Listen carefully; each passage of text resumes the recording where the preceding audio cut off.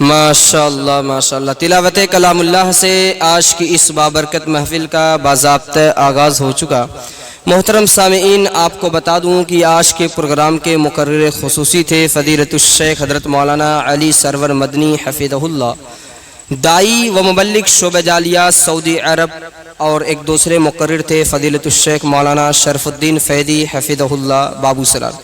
یہ دونوں مولانا علماء بابو سلار مہراج گنج کے تھے، لیکن اتفاق ایسا ہوا کہ وہاں میت ہو گئی گھر کے بغل ہی میں پڑوس میں، اور تھوڑا ان لوگوں کی طبیعت بھی ناساز ہو گئی، تو اس کے لیے وہ لوگ ہمارے بیچ حاضر نہیں ہو سکے۔ انشاءاللہ ان علماء کرام کے خطابات اگلے مہینے کے جو پروگرام ہیں اس میں ضرور ہوں گے، اس لیے ہم لوگ سوچے کہ پروگرام کینسل نہ ہو، تھوڑا ہی صحیح آدھا گھنٹہ ہی صحیح ہم ہی لوگ اپنا کچھ دین کی باتیں عرض کر دیں۔ اس لیے 5 سے 10 منٹ میں انشاءاللہ عشرہ ذی الحجہ کے بارے میں آپ کے سامنے کچھ باتیں رکھوں گا، پھر انشاءاللہ ہماری جمعیت کے جو ناظم اعلیٰ ہیں فضیلت الشیخ مولانا حفیظ الرحمن سلفی حفظہ اللہ، وہ بھی آپ کے سامنے 10 سے 15 منٹ کچھ باتیں رکھیں گے، اور پھر انشاءاللہ پروگرام کے اختتام کا اعلان کیا جائے گا۔ میں عشرہ ذی الحجہ کے تعلق سے کچھ باتیں آپ کے سامنے رکھ دوں۔ یہ مہینہ جو چل رہا ہے اسلامی سال کا آخری مہینہ ماہ ذی الحجہ ہے۔ ذی الحجہ کے پہلے عشرے میں ہم اور آپ داخل ہیں۔ پہلے عشرے کی بڑی فضیلت ہے، اس قدر فضیلت ہے کہ اہل علم نے اس عشرے کو رمضان المبارک کے جو آخری عشرہ ہے جس کی بڑی فضیلت ہے اس عشرے کے مقابل میں قرار دیا، بلکہ بعض اہل علم نے کہا کہ اس عشرے کے جو ابتدائی 10 دن ہیں، دن رمضان کے آخری عشرے کے دن سے افضل ہے۔ البتہ اس عشرے کی راتیں رمضان المبارک کی راتوں سے افضل نہیں، رات اس کی افضل ہے، دن اس کے افضل ہے۔ اس قدر یہ اہمیت اور فضیلت والے ایام چل رہے ہیں جس میں ہم اور آپ داخل ہیں، یہ کوئی معمولی ایام نہیں ہیں۔ اللہ کے نبی صلی اللہ علیہ وسلم نے ایک حدیث کے اندر بیان فرمایا کہ افضل ایام الدنیا ایام العشر، قیل ولا مثلهن فی سبیل اللہ، قال ولا مثلهن فی سبیل اللہ الا رجل عفر وجهه فی التراب۔ کہا کہ دنیا کے تمام دنوں میں، دنیا میں جتنے بھی دن ہیں ان تمام دنوں میں سب سے افضل اور بہتر دن اگر کوئی ہے تو عشرہ ذی الحجہ کے یہ جو دن چل رہے ہیں، ایام چل رہے ہیں، یہ عشرہ بڑا ہی اہمیت والا، بڑا ہی فضیلت والا۔ صحابہ کرام نے سوال کیا، یا رسول اللہ کیا جہاد کرنا بھی اس سے افضل نہیں؟ آپ نے کہا ولا مثلهن فی سبیل اللہ، یعنی جہاد کرنا بھی اس سے افضل نہیں۔ یہ ایام اس قدر بابرکت ہیں، اس قدر اہمیت والے، اس قدر فضیلت والے، کہا جہاد کرنا بھی اس سے افضل نہیں۔ پھر صحابہ اللہ کے نبی صلی اللہ علیہ وسلم نے کہا کہ سوائے اس شخص کے جو جہاد میں نکلے اور شہید ہو جائے، اگر شہید ہو گیا تو وہ تو اس عشرے میں کیے جانے والے اعمال کے برابر ہو سکتا ہے، ورنہ کوئی جہاد پہ نکلے اور شہید اگر نہیں ہوا، فاتح بن کر واپس آ گیا تو وہ یعنی اس کا جو عمل ہے وہ اس کے اندر کیے جانے والے عمل کے برابر نہیں ہے۔ اللہ اکبر۔ آپ اندازہ لگائیں کہ کس قدر اہمیت ہے اس عشرے کی۔ اسی لیے اسلاف کے بارے میں آتا، ہمارے سلف کے بارے میں آتا ہے کہ وہ 3 عشروں کی بڑی قدر کرتے تھے، ایک رمضان المبارک کا آخری عشرہ، ایک محرم الحرام کا پہلا عشرہ، اور ایک ذی الحجہ کا یہ پہلا عشرہ جس میں ہم اور آپ داخل ہیں۔ اللہ تعالیٰ نے اس عشرے کی قسم کھا کر بیان فرمایا والفجر ولیال عشر، قسم ہے فجر کی اور 10 راتوں کی۔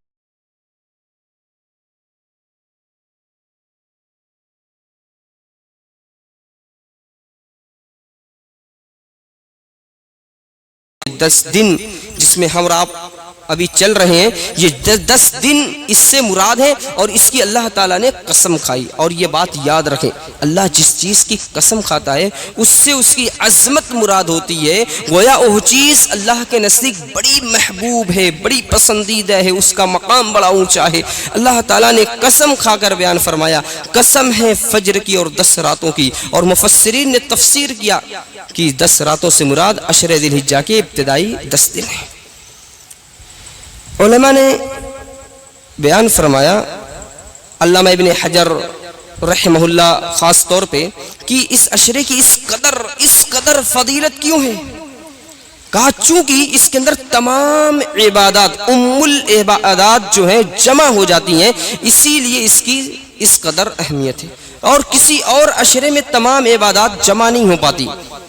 مثال کے طور پہ انہوں نے فرمایا کہ نماز، روزہ، صدقہ، قربانی، حج، یہ سب اس کے اندر شامل ہو جاتے ہیں۔ ساری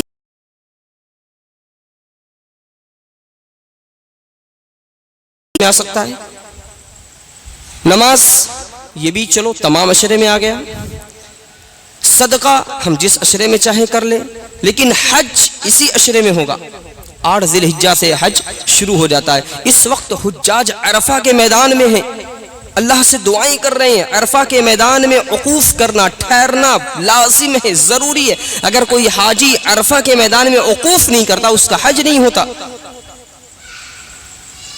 تو حج اسی عشرے میں، قربانی اسی عشرے میں، اس لیے یہ عشرہ بڑا ہی اہمیت کا حامل ہے۔ اس لیے اس عشرے کے بارے میں نبی صلی اللہ علیہ وسلم نے فرمایا فَأَكْثِرُوا فِيهِنَّ مِنَ التَّكْبِيرِ وَالتَّهْلِيلِ وَالتَّحْمِيدِ، کہ اس کے اندر زیادہ سے زیادہ اللہ کی تحلیل، تحمید، تکبیر یعنی سبحان اللہ، الحمدللہ، لا الہ الا اللہ کے کلمات کا ورد کرو، پڑھتے رہو، چلتے پھرتے بیٹھے لیٹے ان کلمات کا ورد کرتے رہنا چاہیے، پڑھتے رہنا چاہیے۔ صحابہ کرام کے بارے میں آتا ہے، خاص طور پہ حضرت ابو ہریرہ رضی اللہ عنہ، حضرت عبداللہ بن عمر رضی اللہ عنہ، یہ لوگ بازار کی طرف نکل جاتے اور تکبیرات بلند آواز سے پڑھتے۔ لوگ ان کی تکبیرات کو سن کر بلند آواز سے لوگ بھی پڑھنا شروع کر دیتے۔ ہمیں بھی چاہیے چلتے پھرتے بیٹھے لیٹے تکبیرات کا اہتمام کریں، اللہ کے کلمات کا ورد کرتے رہیں۔ خاص طور پہ 4 کلمہ ایسے ہیں جن کی بڑی فضیلت آئی ہے، سبحان اللہ، الحمدللہ، لا الہ الا اللہ، واللہ اکبر۔ یہ 4 کلمہ ایسے ہیں جن کی اس قدر فضیلت ہے کہ معراج کی رات رسول اکرم صلی اللہ علیہ وسلم جب 7ویں آسمان پر پہنچے تو حضرت ابراہیم علیہ السلام سے ملاقات ہوئی۔ انہوں نے کہا یا محمد، اے محمد میری جانب سے اپنی امت کو سلام کہنا اور انہیں بتلا دینا کہ جنت کی مٹی بڑی اچھی ہے، جنت کا پانی بڑا میٹھا ہے، یہاں شجر کاری کی جا سکتی ہے۔ پھر انہوں نے کہا بتلا دینا 4 کلمے ہیں، اگر انہیں آپ کی امت کے لوگ پڑھتے رہیں گے تو ہر کلمے کے بدلے اللہ تعالی جنت میں ایک درخت لگائے گا۔ وہ کلمہ کون ہے؟ سبحان اللہ، الحمدللہ، لا الہ الا اللہ، واللہ اکبر۔ اس عشرے کے اندر خصوصی طور پہ ان کلمات کا ورد کرتے رہنا چاہیے، چلتے پھرتے بیٹھے لیٹے ہمیں اس کو بار بار پڑھتے رہنا چاہیے۔ سبحان اللہ، الحمدللہ، لا الہ الا اللہ، واللہ اکبر۔ جس قدر ہم ان کلمات کا ورد کریں گے اسی قدر ہمیں اس کا اجر اور ثواب حاصل ہوگا۔ اب کل 9 تاریخ ہے، پرسوں عید الاضحیٰ ہے۔ 9 تاریخ عرفہ کے دن کا روزہ، اس کی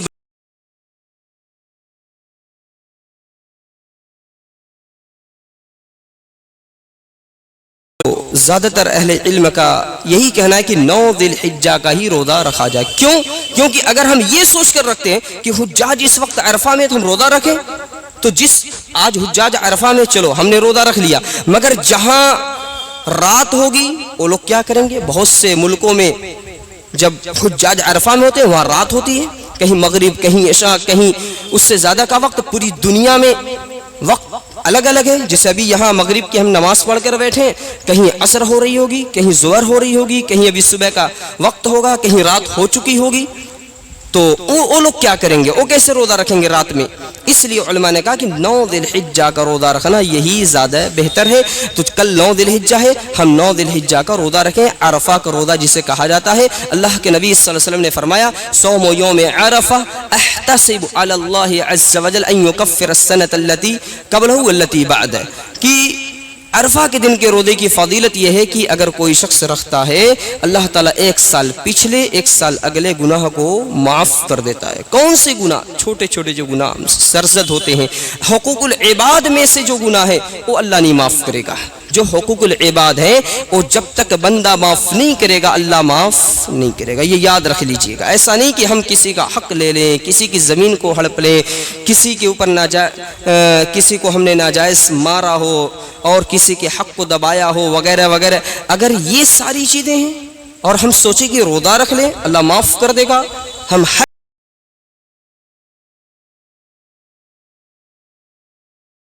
معاف نہیں کرے گا, اللہ معاف نہیں کرے گا. حقوق العباد کا مسئلہ بڑا اہم ہے, اس لیے حقوق العباد میں ہمیں محتاط ہو کر رہنے کی ضرورت ہے.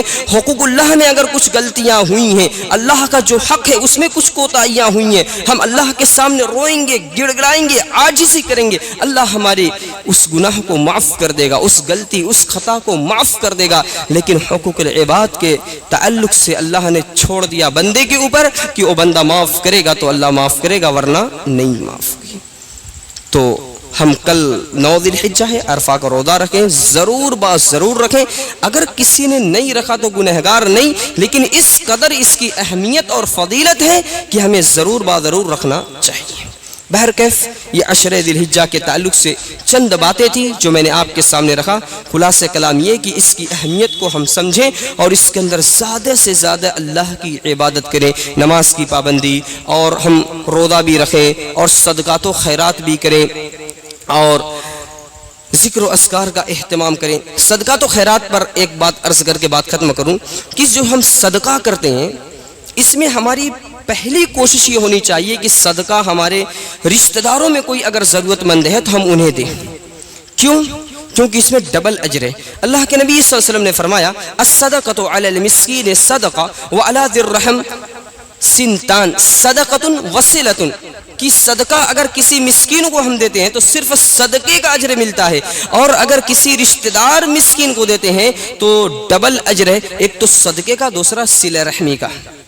تو اگر ہمارا کوئی بھائی پریشان حال ہے, ہماری کوئی بہن پریشان حال ہے, ہماری پھوپھی پریشان حال ہے, خالہ پریشان حال ہے, خالہ کے بیٹے, پھوپھی کے بیٹے, چچا کے بیٹے, الغرض ہمارے رشتہ داروں میں کوئی پریشان حال ہے, تو پہلی فرصت میں ہمیں ان کا تعاون کرنا چاہیے, انہیں صدقہ دینا چاہیے, ان کی ہیلپ کرنا چاہیے. اس میں ڈبل اجر ہے, ایک تو صلہ رحمی ہوگی, دوسرا یہ کہ صدقے کا اجر ملے گا, اور اس سے آپس میں الفت اور محبت بھی پیدا ہوگی. سامنے والا جو ہمارا رشتہ دار ہے وہ سوچے گا کہ دیکھو کتنے اچھے ہیں جو ہمارا وقتاً فوقتاً تعاون کرتے رہتے ہیں. اس میں ہمیں خصوصی خیال رکھنا چاہیے.